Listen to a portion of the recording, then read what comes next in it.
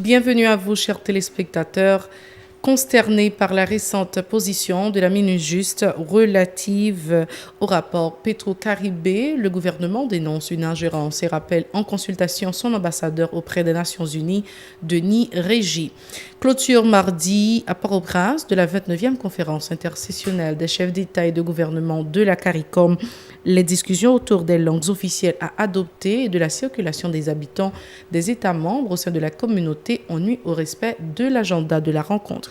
Vers une très probable augmentation des prix des produits pétroliers sur le marché local, suite notamment à la signature par Haïti de nouveaux cadres de référence avec le FMI, exigeant entre autres la fin de la subvention du carburant dans le pays.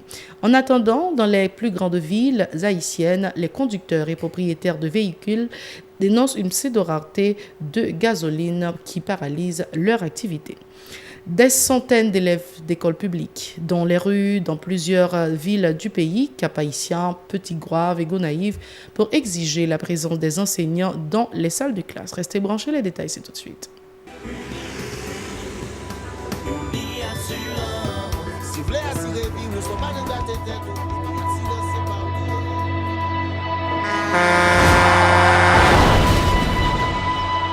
En général, moun pa reme pran assurance.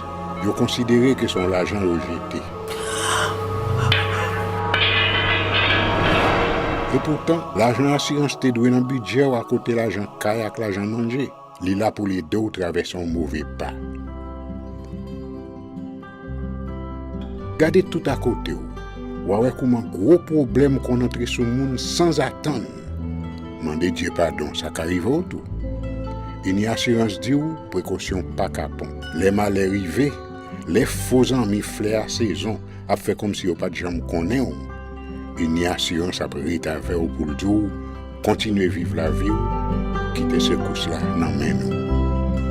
Uni assurance. Vivez en toute assurance. Bienvenue à tous sur la télé Pacifique. Vous suivez Info Pacifique, le développement. Le gouvernement, à travers le ministère des Affaires étrangères, condamne le contenu du communiqué de presse publié le 25 février dernier par la mission des Nations Unies pour l'appui à la justice en Haïti, Minusjuste, dans lequel la représentante du secrétaire général de l'ONU en Haïti, Susan Page, salue le fait que des juges ont été chargés d'instruire les plaintes déposées par des citoyens contre des anciens hauts fonctionnaires publics indexés dans le rapport sur la dilapidation des fonds Petro-Caribé. Dans une note publiée ce 27 février, la chancellerie haïtienne estime que cette réaction de Susan Page outrepasse le cadre du mandat qui lui est assigné et en plus de porter atteinte encore une fois à l'image du pays, traduit une attitude partisane nuisible à la stabilité politique et institutionnelle. En conséquence, le gouvernement haïtien a décidé de rappeler en consultation son ambassadeur auprès des Nations Unies, Denis Régy. Au moment où nous enregistrons cette édition de Pacifique Info, des journalistes haïtiens et étrangers attendent toujours le bilan de clôture de la 29e conférence intersessionnelle des chefs d'État et de gouvernement de la communauté des Caraïbes, pourtant prévue à 17h. Les discussions autour des langues officielles à adopter et de la circulation des habitants des États membres au sein de la communauté ont nui au respect de l'agenda de la rencontre. Ce sommet, qui a duré 2 jours, s'est clôturé mardi. Rappelons que 14 délégations des membres de la CARICOM, 3 États membres associés et 10 chefs d'État ont pris part à cette rencontre ouverte officiellement par le président de la République d'Haïti, Jovenel Moïse. Nous reviendrons donc sur les derniers moments de ce sommet de la CARICOM lors de notre prochaine édition de Nouvelles. Les rencontres se multiplient entre le groupe majoritaire à la Chambre basse, l'Alliance parlementaire pour Haïti, APH, et le gouvernement autour d'une très probable augmentation des prix des produits pétroliers sur le marché local, a informé le député de Cerca Cavajal. Cette décision résulterait notamment la signature par Haïti de nouveaux cadres de référence avec le FMI, exigeant entre autres la fin de la subvention du carburant dans le pays. L'élu du parti au pouvoir, le PHTK, Antoine Rodon Bien-Aimé, exhorte les parlementaires à éviter des mesures susceptibles d'aggraver la situation déjà précaire des couches défavorisées de la population. Antoine Rodon Bien-Aimé. En dépit des constats qui fait, il a planifié qu'on a monter gaz encore sous dos peuple haïtien. Pendant que il y a un monde qui directeur général qui a touché 10 000, 15 000 $ américains, pendant que une bonne autorité qui a touché millions, et puis peuple ça, qui n'a misère qui est déjà là, au lieu que vous avez dit, on diminue le salaire bon moun sa yo, pour nous permettre que nous résoudons une série de problèmes, c'est calculer comment nous allons tout fournir peuple là, plus mal, n'a augmenter gaz dans le pays. Ça, moi-même, je suis triste. M'a réfléchi et me commencer à lamenter sur son pays d'Haïti, même Jean-Prophète Jérémie t'a lamenté sur son Jérusalem, je dis. C'est ça qu'il faut faire pile prière pour nous sortir dans cette là parce que la situation est grave et au jour le jour, la vie est plus grave. Regardez pour nous dépenses, est-ce que c'est rationnel? Parce que dans tout pays, dans toute économie, les dépenses à fait, chaque centime qui est dépensé, il faut faire calcul qui rentabilité lui, qui rentabilise chaque centime qui est dépensé. Je dis à dépenses à fait. Tribord barbord, sans pièce calcul, sans pièce projection, sans pièce méthode, et puis, puisque l'argent c'est dans sa vente, ou bien c'est pour siéter l'argent. Parce que seul pays, oui, moi l'argent dépensé tant coup pour siéter. Qui va le là? Qui est responsabilité député, sénateur? Qui t'a doué responsabilité, mon cher? Il n'y a pas de responsabilité. Des propriétaires et conducteurs de véhicules à Pétionville éprouvent des difficultés à s'approvisionner en gasoline au niveau des pompes à essence de la commune. Certains estiment que les responsables des stations-service ont provoqué cette rareté afin de faire grimper les prix des produits pétroliers, tandis que d'autres n'écartent pas l'aspect politique de la question. Suivez ce reportage de Naïma Michel et David Mercius. Comme une traînée de poudre, la rumeur relative à une certaine pénurie de gasoline sur le marché local s'est répandue dans les différentes régions du pays. À Pétionville, nombreux sont les propriétaires et conducteurs de véhicules publics et privés à arpenter vainement les stations de service en vue de pouvoir faire le plein. La rareté se fait déjà sentir, se désole ce citoyen qui crie au marché noir. Je suis passé dans plusieurs pompes là pour me donner un petit gaz à me nous alliés parce que l'État, matin, m'a fait nouvelle, l'État a dit gaz toujours. Pour d'autres citoyens, cette rumeur a déjà sensiblement affecté les activités scolaires et commerciales. Pompe pas blanche, c'est parce que l'État va faire travail. Si je viens acheter un gaz, il y a un gaz et puis pompe ouvert, pour qui ça ne dit pas qu'il y a un gaz? J'ai besoin de gaz pour mon travail, j'ai besoin de gaz pour mener petit à l'école. D'autres résidents pour qui ce genre de rumeur est monnaie courante y voient une simple manœuvre politique pour compliquer davantage la situation socio-économique du pays. Le matin, là, je suis venu acheter diesel, je suis venu diesel. Même si là, de traite au matin, et je te dis pas de gasoline. Bon, d'un coup, moi, j'ai ouvert et puis il y a gasoline sans que pas un camion qui vient livrer gasoline pour te dire que ça que vraiment vrai, c'est pas de gasoline. Donc, comme on est pays d'Haïti, c'est un pays politique, tout est politisé. Le gouvernement, par le biais du bureau du secrétaire d'État à la sécurité publique, François Saint-Cyr, a donné l'assurance qu'il n'y aura pas de pénurie de carburant sur le marché local.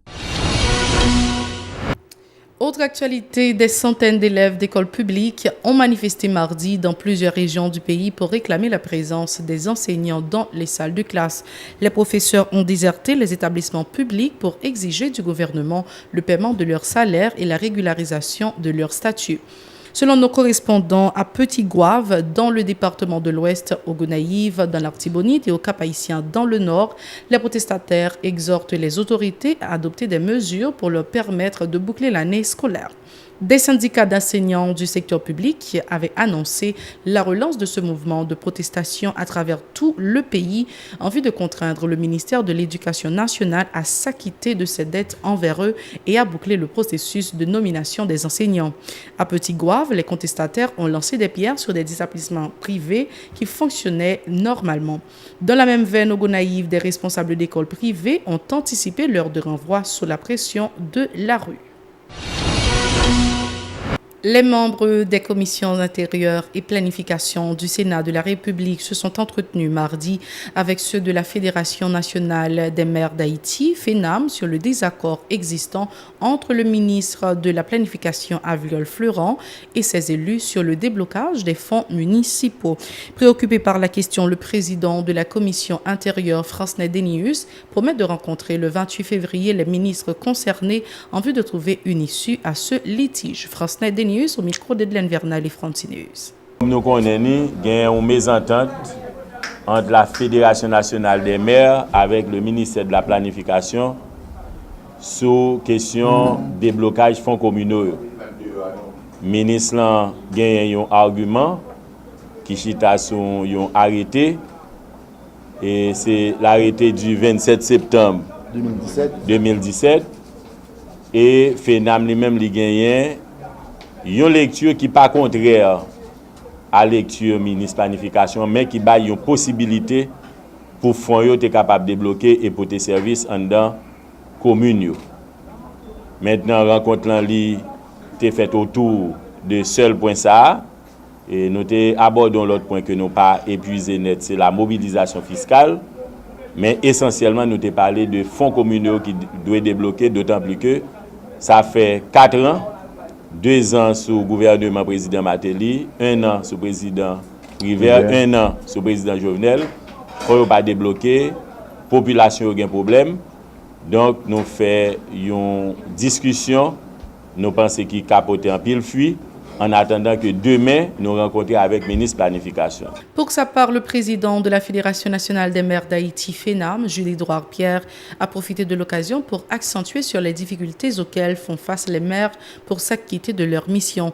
L'édile de Carrefour espère que le gouvernement central ne tardera pas à commencer le décaissement des 500 millions de gourdes disponibles dans le budget 2017-2018 pour les 140 communes du pays. Julie-Edouard Pierre, au micro d'Edlaine Vernal et Francineus. Aviol, il évoqué un arrêté présidentiel du 27 septembre 2017 qui est publié dans le Moniteur le 4 octobre 2017. Il tenir compte de un premier article, nous-mêmes FENAM nous dit article 2A, l'illégal tout et là plus possibilité, plus facilité pour Kobla décaisser avec Mério et puis c'est fonds communaux, c'est développement local, Mério c'est premier responsable dans la commune. Donc, nous pensons qu'il y a une obligation justement que Mério joue un rôle de premier plan dans la question. Ça. C'était 10 millions de gouttes pendant deux dernières années, le président Matéli, il y a une stabilité, c'était agent intérimaire, il va décaisser. Il était 10 millions de gouttes du président Privé. Il était, le budget explicatif du président Jovenel, était 500 millions parce que nous 4 mois avec cela qui était normal. Ensuite, pour l'année ça, c'est 7 millions liés parce que il y a un cas qui bénéficie que nous saluons, que nous comptons. Et je veux dire 7 millions liés, mais il y a 500 millions de gouttes pour 140 communes qui, depuis fin exercice 16-17 là, qui ne peut jamais décaisser, qui est sanctuarisé, qui est disponible malheureusement, retard inexplicable et inexpliqué.